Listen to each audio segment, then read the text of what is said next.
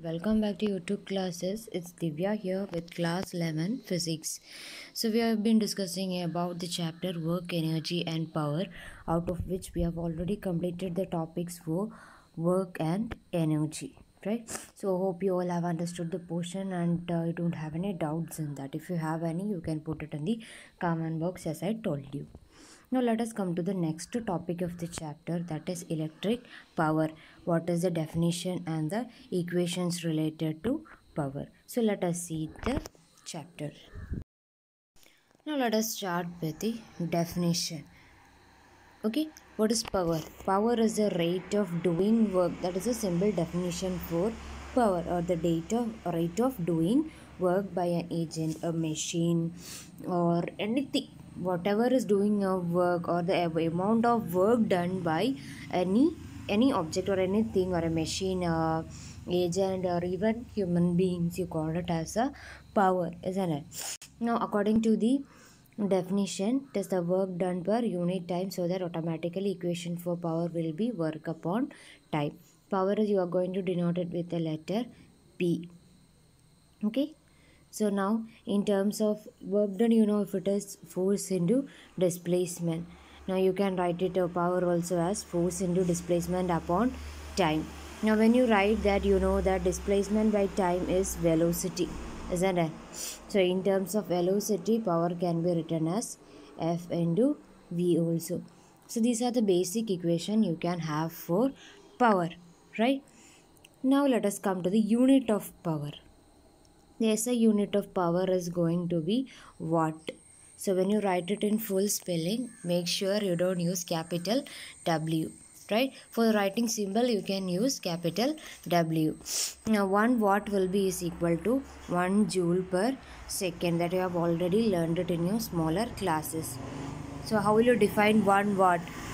If 1 joule of work is done in 1 second, the power spent is said to be 1 watt.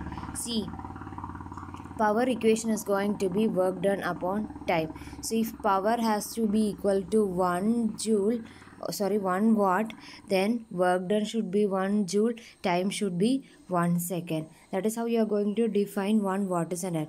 So 1 joule of work, if it is done in 1 second, you call it as 1 watt of power. Now other units of power include your kilowatt, megawatt, gigawatt. So relations are also given here. And one thing, the relations for 2 marks, what is the relation? See, it can be asked like this also, what is power, or what is this SI unit, or it can be asked, give the SI unit of power and give a relation between the SI unit and any smaller unit or higher unit of power. So in that case, this relation between these smaller units and higher units should be very clear to you. Now in terms of not only this case, in case of CGS unit also, it has to be, see, the question can be directly like this: what is the SI unit? Give one SI unit of power and give one CGS unit, and what is the relationship between these two? That can also be asked. So CGS unit, 1 watt is equal to 10 to the power 7 erg per second, and 1 horsepower will be equal to 746 watt. See, here one thing you have to remember, that is like your smaller classes, the section A and B will be the same, but in section A, first question will be multiple choice.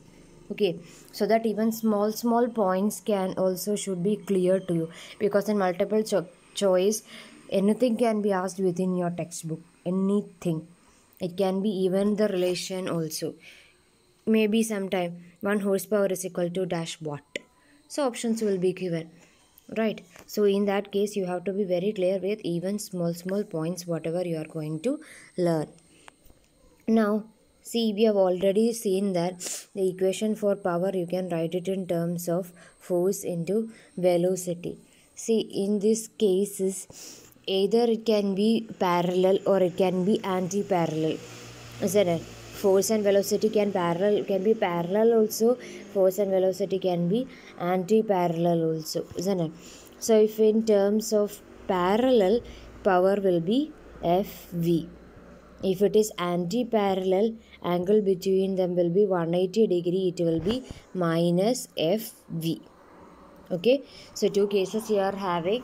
If in terms of velocity you are having f into v. If f and v are parallel, you will have f into v itself, and if f and v are anti-parallel, then it will be minus fv, because cos 0 is so here in case of parallel, cos 0 is going to be 1 itself. If it is anti-parallel, cos theta will be equal to 180 degrees, so a negative sign will also be there. That much only you have to keep it in your mind. Now we have already seen the units. Now coming to the dimensional formula for power. See, how will you find out the dimensional formula for power? Power P is equal to work done upon time, isn't it? Now what is the dimension for work done? M L square T raised to minus 2, isn't it? Time, it is going to be T. Got it?